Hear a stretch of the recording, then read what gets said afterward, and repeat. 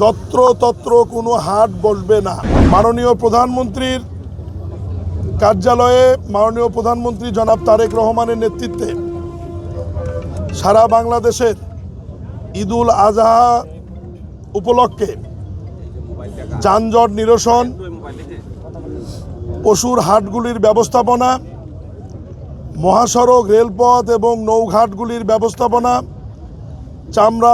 চামড়ার ব্যবস্থাপনা, মূল্য নির্ধারণ, সব বিষয়গুলি নিয়ে দীর্ঘ একটি সভা অনুষ্ঠিত হয়েছে।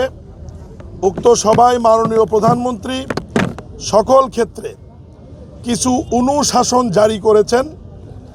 সেই অনুশাসনের মধ্যে নৌঘাটগুলোতে বলা আছে, ফেরিঘাটগুলোতে যে সমস্ত যাত্রীরা ওঠানামা করবে তারা গাড়ি ফেরিতে ওঠার পূর্বে এবং ফেরি থেকে নামার পরে যাত্রীরা ওঠানামা করবে।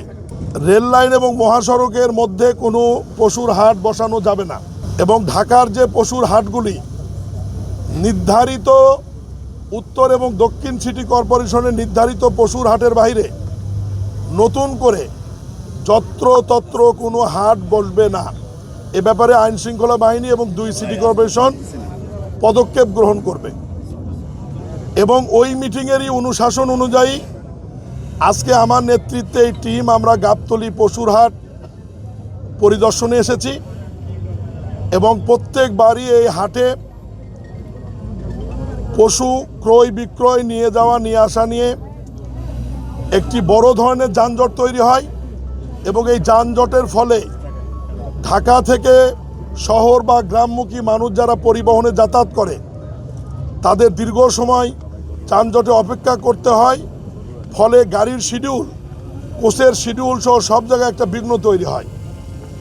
আমরা ডিএমপির কিছু পরামর্শ সুপারিশ নিয়েছি, সিটি কর্পোরেশনের কিছু সুপারিশ নিয়েছি। সব সুপারিশ একত্রিত করে আমরা ইজাদদার, ডিএমপি এবং সিটি কর্পোরেশনকে আমরা কিছু নির্দেশনা আজকে দিয়েছি।